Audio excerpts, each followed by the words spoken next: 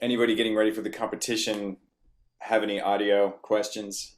Yeah, I do. Sure, Just Craig. so I have several different microphones, and I have like a pair of stereo small diaphragm condensers, and then like a larger cardioid microphone. What would you recommend just for a solo acoustic guitar? Because I've definitely done rock guitar or drum microphone setups, but not a solo acoustic. So can you? Yeah, sure.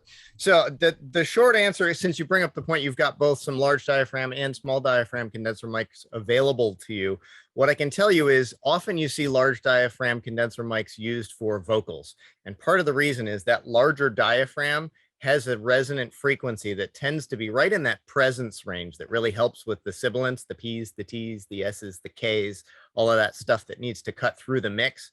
And depending on what you're recording, maybe you really want that nice bright articulation, but usually you want kind of a more neutral answer to your instrument. And so those small diaphragm condensers, because it's a smaller diaphragm, the resonant frequency of that little membrane is up higher and out of the audible audio band. So you tend to get a flatter overall presentation of the instrument, what we call flat frequency response. Now, that doesn't mean that small diaphragm condenser mics don't have interesting little, ripples in their curve. They can, but generally speaking, they tend to be more flat. So if you have a great sounding instrument, which I'm sure you do, and a reasonably good sounding space, I would suggest starting with the small diaphragm condenser microphone and then really experiment with placement. In a few minutes here, I might take a moment to kind of talk about how placement influences sound in your space, and also a little bit about how choosing a space or things to consider when choosing a space. Experimentation really is the key. I mean, if you ask 100 different audio engineers what mic to use on your guitar, you might get 50 or 60 different answers. So, but really, placement is so much more important than the individual mic itself. I mean, I've made really great sounding recordings with totally El Cheapo gear, but it's because I know where to put the microphone. So we'll address that a little bit, but hopefully that helps kind of answer your question. Start with the small diaphragm. Great. All right, let's see. I'm just going to check out the chat here for 1 second. I got a couple of comments that came in here. Artificial reverb. Great. I'm prepared to talk about that a bit today. Let's see, medium-ish size room. So some home recording stuff. Question about basic audio editing software. Okay, we can talk a little bit about that. All right, great. So here's what I'm going to do. I'm going to swap over. You may notice I have two tiles here in our session. I'm going to swap over to my phone for a second and talk a little bit about mic placement and room consideration. So give me just a second to do that.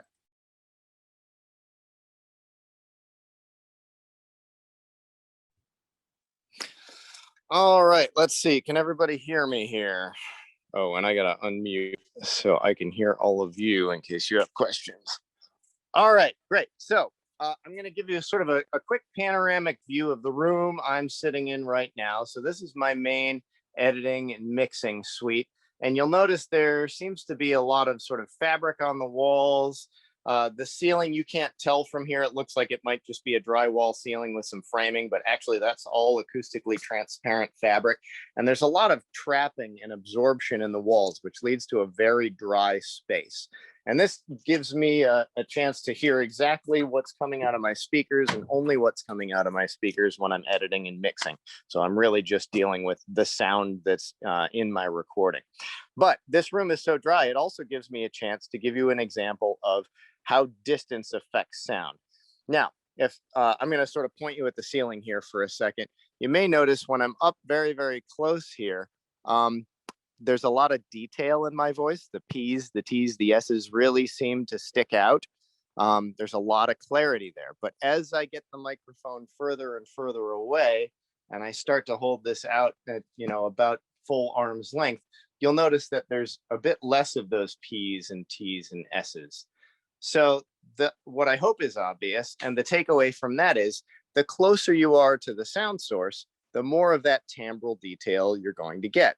So, for example, like in the Parts Together recording that we worked on last year, because of the composition, because of kind of the character of a lot of the instruments I was working with, I really wanted a lot of that detail. I wanted a dry sound, a very articulate sound, because there's lots of complex parts all going on at the same time. And so bringing out that detail allows me to give each instrument a bit of its own voice. Whereas if I hadn't brought out that detail, it would all just kind of mush in together, and it might sound like a nice cohesive ensemble, but it wouldn't have much flair or unique character to each voice.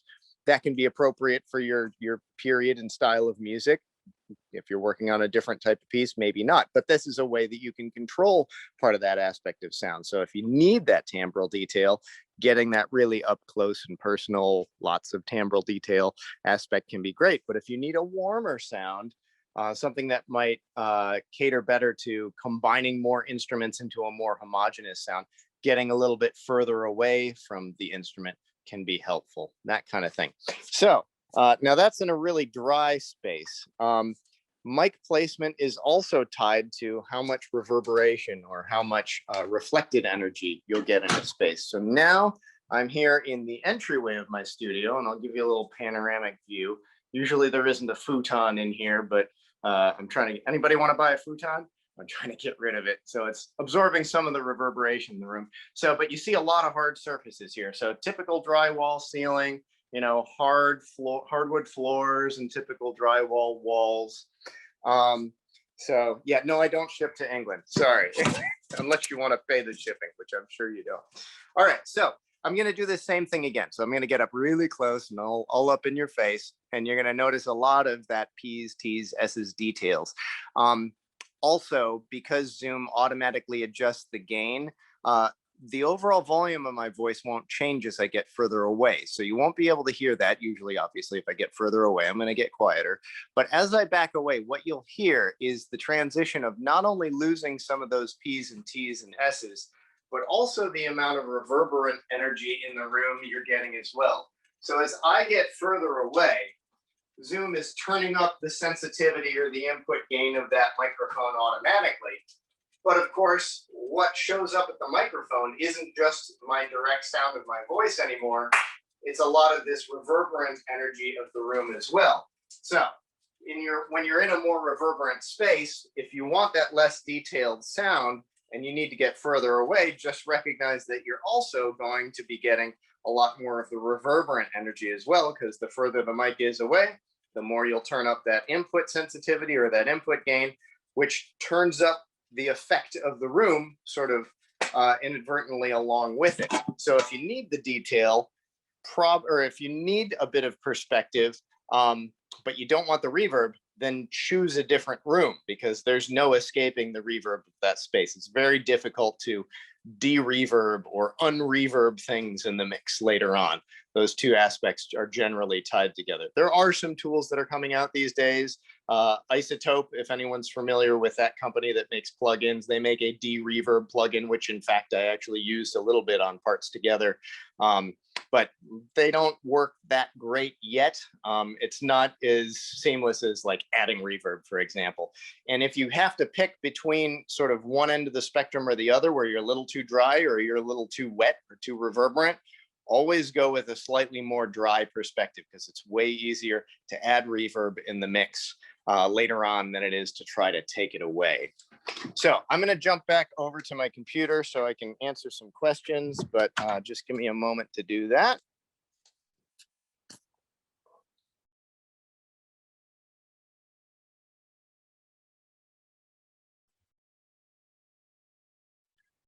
All right, I'm back. So did that make sense to everyone? Did you have a chance to kind of hear how that reverberant energy changed as I got further and further away? Great. Was that not obvious to anyone? Pretty much makes sense. Okay, excellent. Great. Let's see. Sorry, another couple of comments came in while I was doing that. Booked a concert hall at my university record. They have overhead mics and a video camera I can use for free, but usually a certain up close setup. Should I bring this setup or our overhead mics? Okay, so that actually ties kind of right into what I was just talking about. Often, you know, in performance venues where They're doing a lot of concert archival recording. You might have a permanent set of microphones that are mounted in the space. They're almost never in the perfect spot where you want them to be. They generally get an okay sound for a wide variety of things, but they never get a great sound for any one thing in particular. So if you have the option of using some additional microphones that you can position to a better spot, and especially if the audio engineer or staff there are willing to do what's called multi-track recording. So that single pair of microphones hanging in the hall would make a stereo recording. They might offer you only a stereo recording, but if they're willing to give you the multi-tracks, so a stereo channel or 2-channel recording from those main hanging microphones, and then another 2 channels or a stereo channel of audio of those additional, in this case, P420 microphones, which are a fairly nice large diaphragm condenser cardioid microphone pair that you could do some standard stereo mic techniques. Go with that, because that way you can get sort of the far perspective and the close perspective, and then you have some options later on in mixing, and you can balance between the two. So if you want that really detailed sound, use the close microphones. If you want more of the hall sound, use a bit more of those hanging microphones in the space. But options are good when you've got them available. So, all right. So hopefully that answers some ideas and questions about mic placement. Really, the takeaway is experiment. Make little short snippets of recordings. Doesn't have to be long. You don't have to play through a full piece. Just play like 10 seconds of something, especially things that have some space in them. So maybe some sort of percussive kind of sounds or some very staccato playing, so you can kind of hear the effect of the room around it. And then just go back and listen. Sounds too wet, sounds too dry, be willing to move your microphone around. You start doing that, you're going to get a lot better and a lot faster at it as you encounter a new space. So are there any questions about sort of microphone placement? There were 2 questions here, and maybe you got to them and I totally missed it, but Jake Adams, if you scroll up, has a question about, well, actually, Marissa, it looks like Marissa, question about just basic, that was the software question. yeah, I'm kind of going back here, and Jake Adams had a question about advice on mixing 2 parts, an analog and electroacoustic kind of Okay, Jake, mix. do you want to give us some context on your question? Yeah, so I've got for my piece, I've got the guitar part plus an electronics part. The electronics I'm building in Reaper from two acoustic samples that I've got of the guitar, but that have then had things thrown at them to make them more, more effects and things on it. Sure. So it doesn't.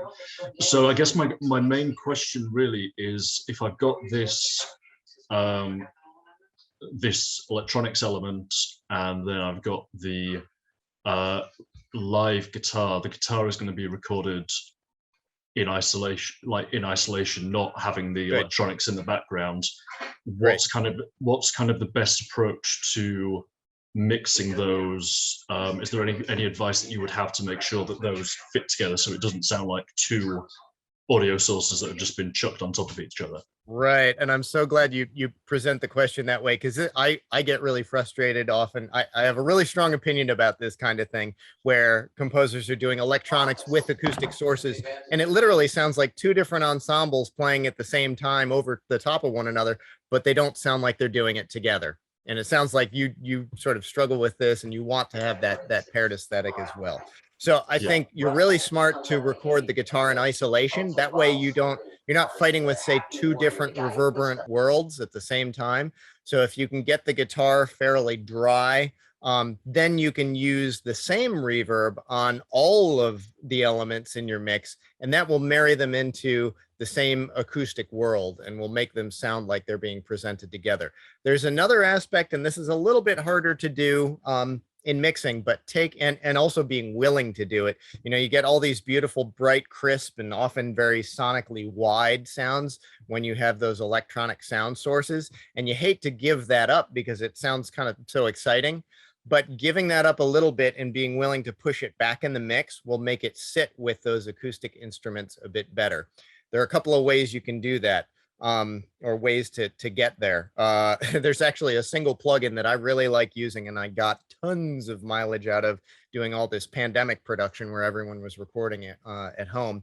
Sheps, they're a German microphone manufacturer primarily, but they also do some digital signal processing stuff. Sheps makes a plugin called 1-to-2 Upmix plugin, and they have this really nice, it's very simple, nice little graphic interface, and it allows you to decide where you're going to pan the source from left to right, but also front to back, and then it gives you a source width. Now, these are the kinds of things that I've used a number of other plugins in conjunction to be able to do in the past. Now I can do it with just one tool.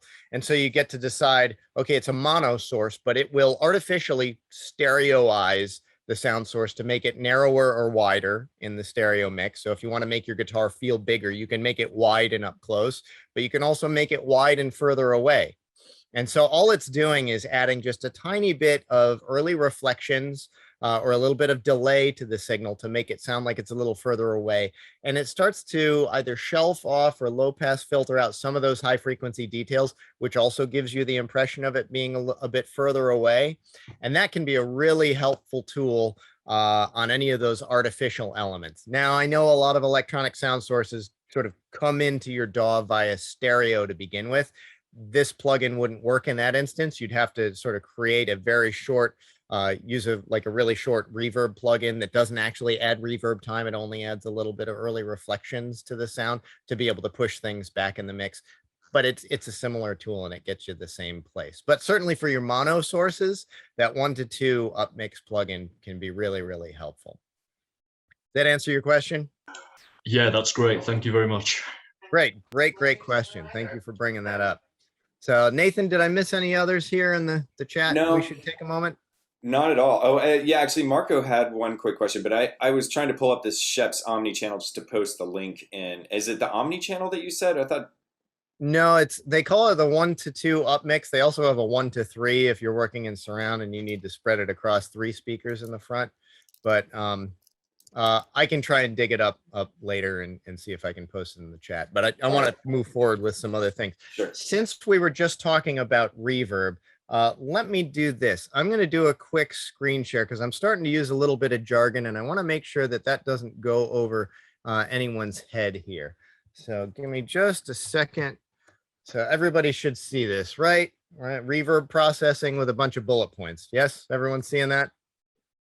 Great. Okay, so reverb processing. Often we have some parameters to work with, and I want to tie some of these parameters and terms together because I know some of you are just starting to work with some of these mixing plugins and mixing tools. So I want to make sure that some of these terms they use are making sense to everybody.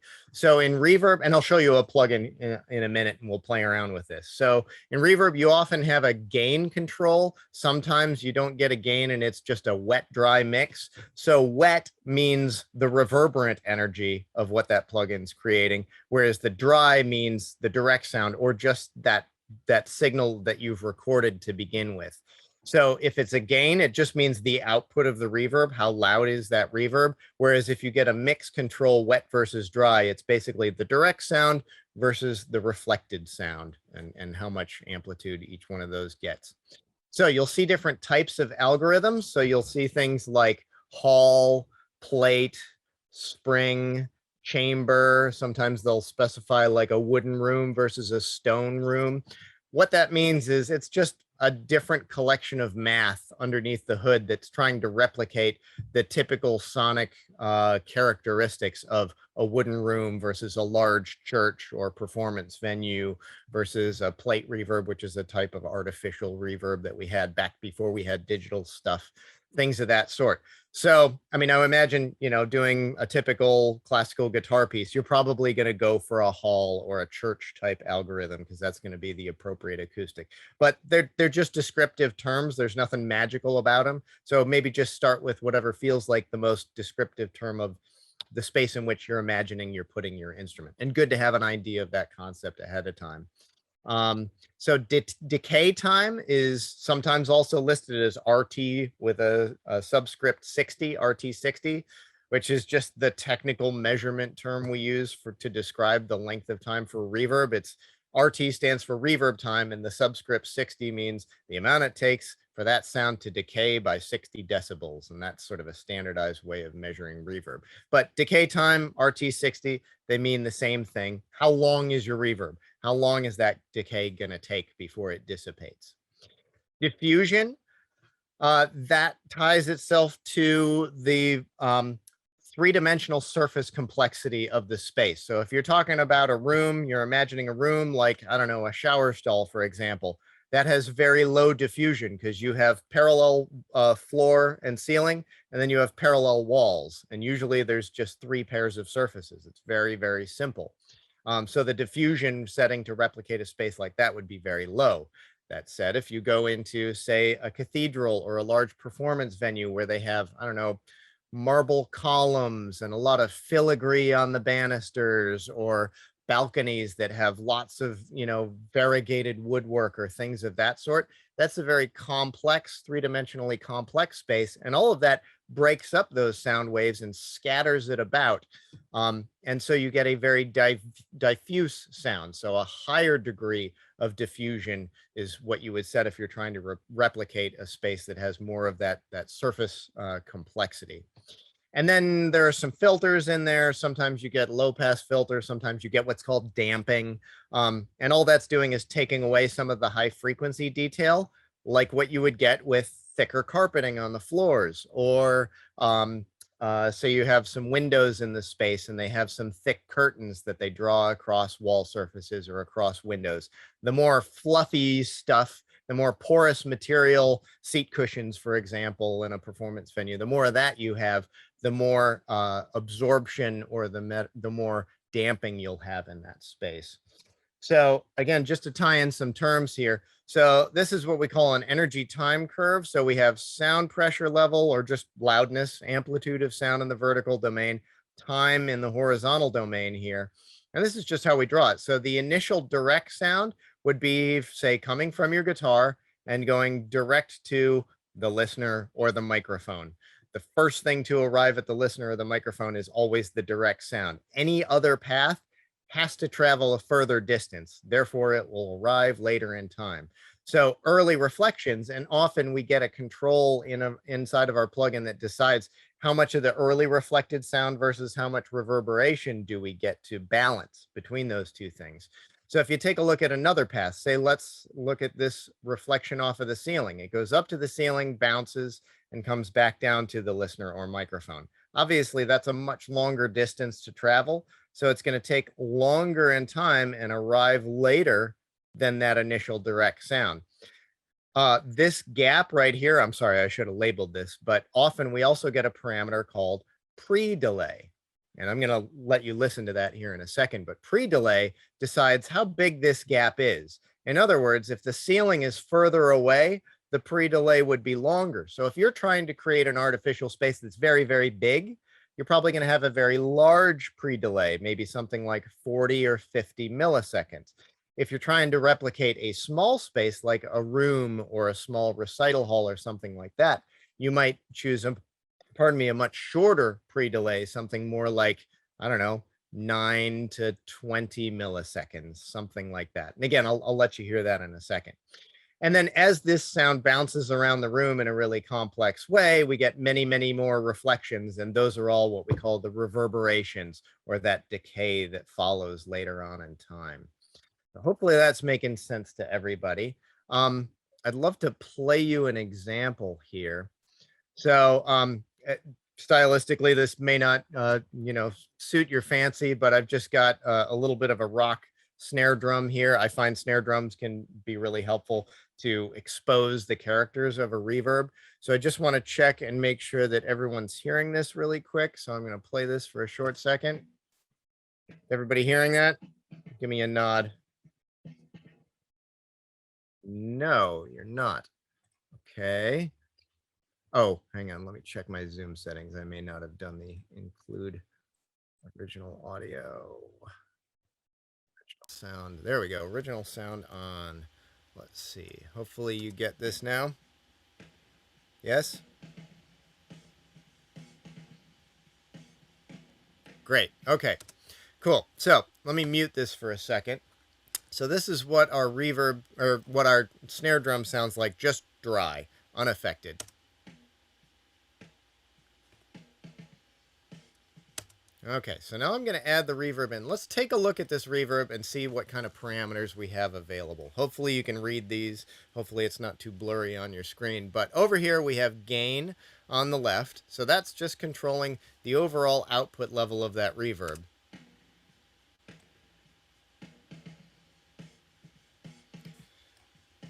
So when I bring it all the way down to the bottom, the reverb, or the snare drum, sounds very, very dry. This would basically be the same thing as a wet or dry mix. As I turn that gain up, you'll hear more and more of the reverb.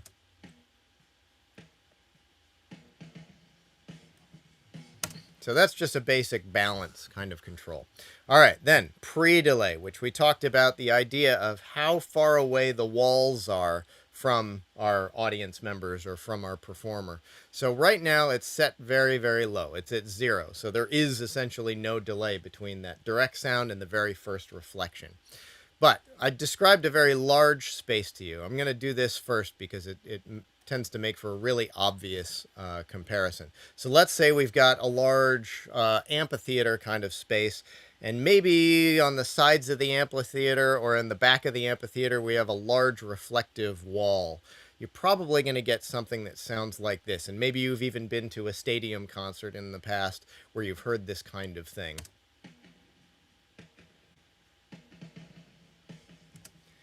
Right? You hear that sort of slapback echo that happens after the fact. So obviously it's not a very musical thing, so you would never choose a pre-delay. In this case, you know, almost 100 milliseconds. But if you're trying to create an outdoor, you know, kind of venue sound, that's a way to get there. All right, but let's do something a little more tasteful here. Let's choose kind of a large concert hall, which might be in the order of, you know, 35 to 45 milliseconds of pre-delay.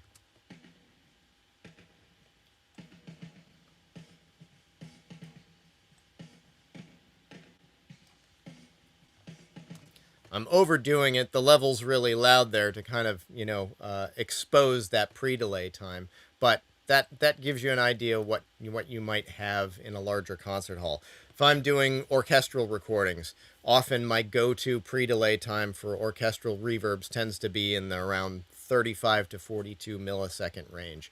If you're talking about smaller recital hall kind of space, well, maybe 16 or 18, something like that might be more appropriate.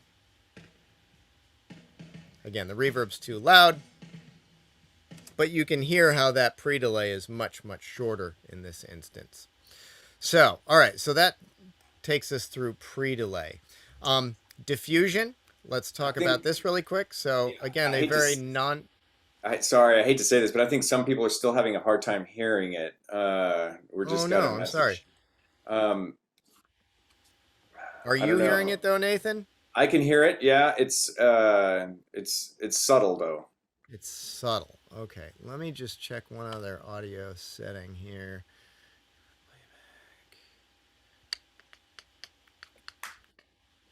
Let's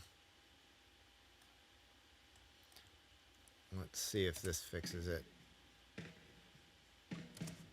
Still very subtle. Yeah, it almost sounds like it's like Zoom's not bringing it through, like we're hearing it through your speakers. Yeah, okay. All right. Well, I've got my original sound on. Yeah, I don't want to waste a bunch of time troubleshooting this. So let me just take you through the parameters verbally. And then maybe if we've got some time at the end, I can dive back in and see what's going on with that. All right, so diffusion, low versus high. Again, that's just the complexity of the surface. So a high diffusion setting, sometimes this is a percent, sometimes it's a 1 to 10 kind of thing. High diffusion means you'll get a very smooth character of the decay of reverb, versus if it's very low, you get a very sort of grainy sounding character of reverb. If you think about what's going on acoustically in a space, if it doesn't have a lot of topographical complexity, you're going to be able to hear sort of individual reflections jump out at you. Whereas if it's very three-dimensionally complex, there are so many millions of reflections coming at you at any given time. They all sort of meld in together. So you get a very smooth sort of psh kind of character at the end, rather than a sort of a crackly kind of effect. Let's see, decay time is just decay time. How long is it? And then in this case, we don't get a damping factor. We get a high frequency cut factor. And so it's just telling you what frequency the filter is cutting off at. But it basically dampens out the high frequency detail. Sorry, let me get out of my screen share here for a second. Oh, actually, I'm out. So let's see. Sorry, there was one other thing I wanted to talk about in terms of those parameters.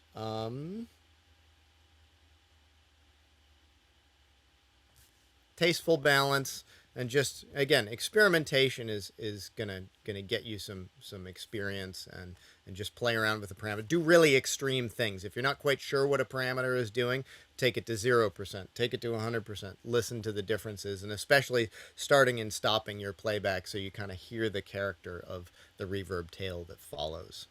So, all right, let's see. We also wanted to talk a little bit about some editing and mixing things.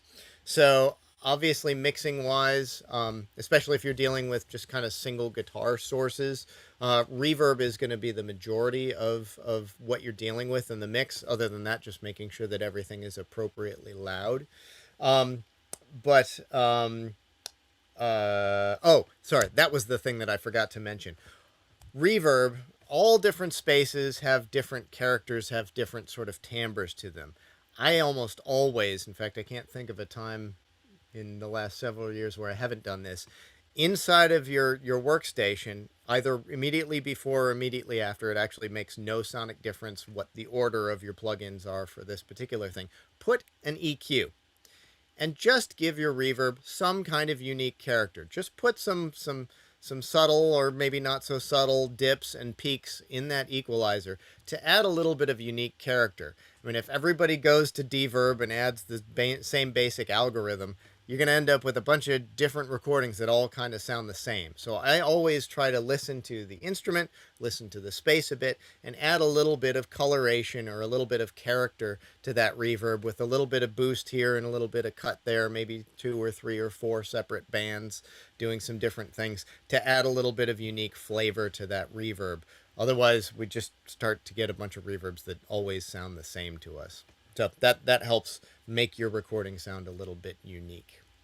Let's see. Okay, all right. So another thing I wanted to talk about in regards to editing, the question often comes up. Okay, so what's a good method to keep track of my edits, and how do I go about sort of creating a roadmap to put this whole thing together? So I'm going to do another screen share here. So give me just a second. Go to screen 2. And so I'm going to show you a score markup method that's kind of standardized in the audio industry. Everybody has some slight variations to it, but basically it's the same concept. This is just a simple choral octavo I've got here. Is everybody seeing this, by the way? Great, great. So, so you may notice that there's a variety of notes in here. So if you're listening to your recordings or you're producing for someone else, it can be really helpful as you go through to mark when takes were particularly good or there were problematic areas, because that'll inform your markup later on when you go and do it over the same score. So we might, for example, have a section right here, say bar 14 and 15. Takes 104, 105, or 103, 104, and 105 were all good in this section. So when it comes to marking up your score, that's a good visual note for yourself to say, okay, I can go straight to listening to these takes to cover that spot and figure out which is going to be the best of those 3 to cover these measures. But the basic score marking technique is you put a T every location where you want to do an edit. In this case, we've actually got multiple verses in your score, so color coding those, hopefully if you're not colorblind. Otherwise you can use maybe a different thickness of pencil or marker to notate that, but in this case we've color coded. Verse 1 is in blue, verse 2 is in red, verse 3 is a continuation after the repeat, so they went back to blue. So, but in this case, we start in take 104, and we put a T right there at the beginning of the piece. So we start in take 104. Since this is the first time through, we can ignore this red, for example. We go to the next blue. And so we also mark both sides of the T. 104 before, transitioning to take 103 after. as an editor, this is a good confirmation to you that you haven't missed or skipped something where you sort of wrote it down mentally, but you didn't do it on paper. Because if I started off in 104 here, and then I got to my next edit marking and it said, 96 or something, I would know that I had missed something in between. So this is kind of just a double check. But we go from 104 to 104, take 104 ends here, we transition into take 103. So we continue on. So you would do a simple little quick, in this case, a really quick crossfade between these two notes right on that bar division. These edits don't have to happen on the bar division. I mean, I've had sections of pieces where I've done it between 16th notes in the middle of a phrase. Depends a bit on the instrumentation and how consistent the performance was, but as long as you can make the edit without it giving away an audible transition, you can make an edit pretty much anywhere. If it's harmonically rich, complex music, like, for example, I'm working on an organ recording for Jeanette Fishel right now. Organ has evolving overtones, and if you do a short, quick crossfade, it can give it away because the instrument has a different series of overtones at every given moment in every given take. So I tend to have to use fairly long crossfades in that instance. But if you've got short little articulations of short notes, say on an acoustic guitar or a classical guitar, you can often get in between 16th notes or 32nd notes and make a very, very short crossfade from one take to the next. So let's just sort of follow this through. So we get down to here to our next edit. We go again from out of 103 into 102. Continuing on, 102 we transition to 109. We get to our repeat. We go back to the top. So we're in, looks like we're in take 109 here. So back to the beginning. We continue in 109, and then we get to second verses in red, right? And here's that confirmation, 109. We transition to 103. Hopefully you're starting to get the idea at this point.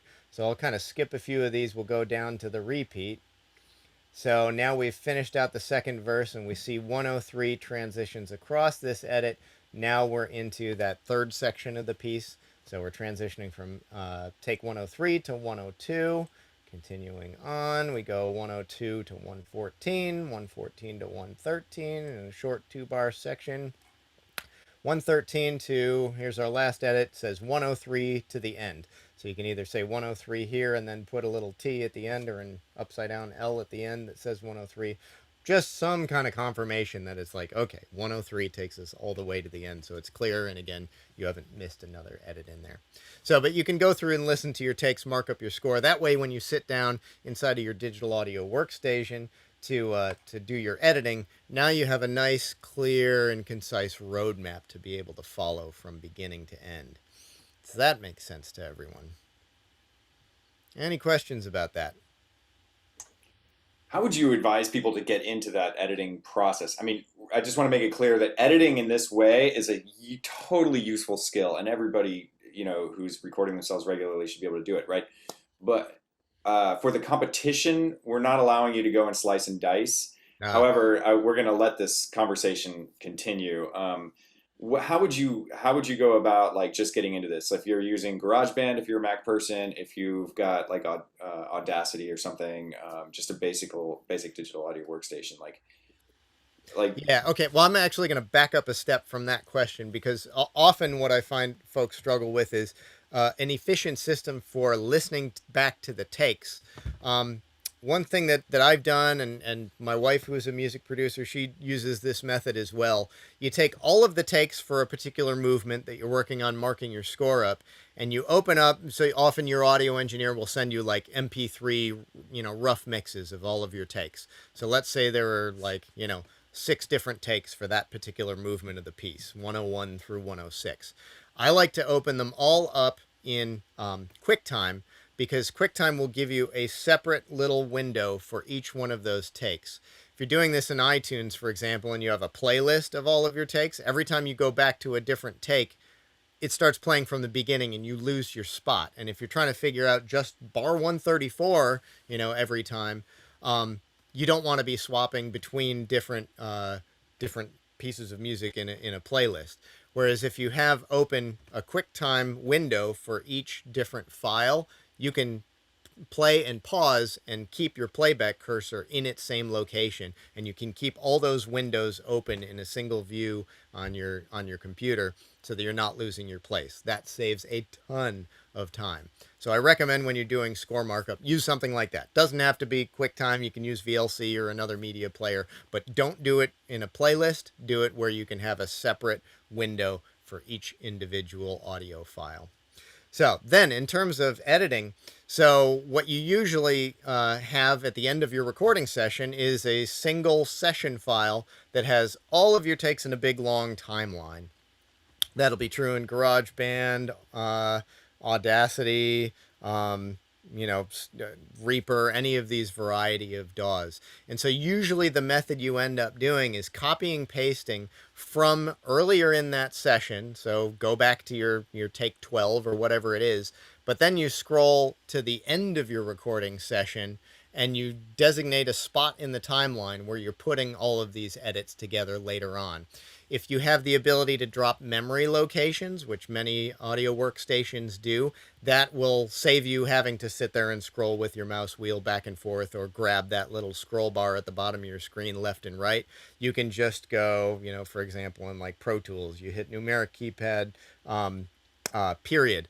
You type in the memory location number, you hit period again, boom, it takes you right to that location in the timeline. So you can drop in a marker for every single one of those takes, for example. So you want to go straight to take 12, you type period, 12, period, boom, you're looking at take 12.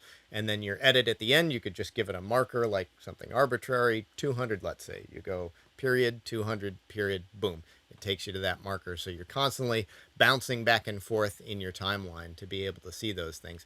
Not all DAWs do that. Those of you working in GarageBand, you'll probably have to do that, you know, click and drag thing. It's a fairly simple to use program, and it doesn't have some of these more complex features that you see in other workstations. So your mileage is going to vary here, folks. Every different DAW has a different way of handling this, but marker locations, see if your workstation and allows you to use marker locations, and then figure out how to use those as efficiently as possible. Sometimes you can pop up its own separate window for all your marker locations, and you just click to that marker location in that separate window, and it in your other window, your edit timeline, it'll move your playback cursor right to that point.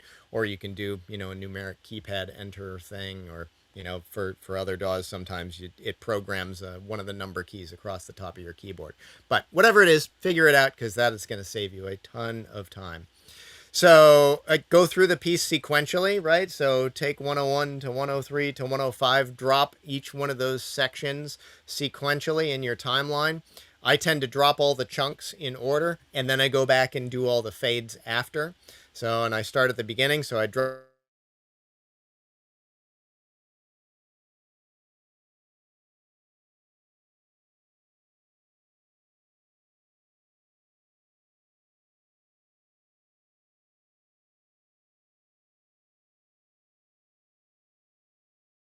offer you a variety of different types of fades. 9 times out of 10, you're going to use what's called an equal power or reverse logarithmic fade. And what that does is it makes sure that the acoustical energy that you hear across the transition is even. That works between 2 different takes. That's always your best method. If you're trying for some reason, because you had to process something to do a little cleanup or something like that, and you're actually taking 2 different clips of the same take, that's the only instance where you're going to use a linear crossfade, the one that just looks like the straight X's. Because the waveforms are exactly the same across the transition, it has to be a linear fade in order to get equal acoustic energy to your ears. But if the 2 different takes are different, the waveforms are going to be different. In order to make sure that that sounds seamless to us,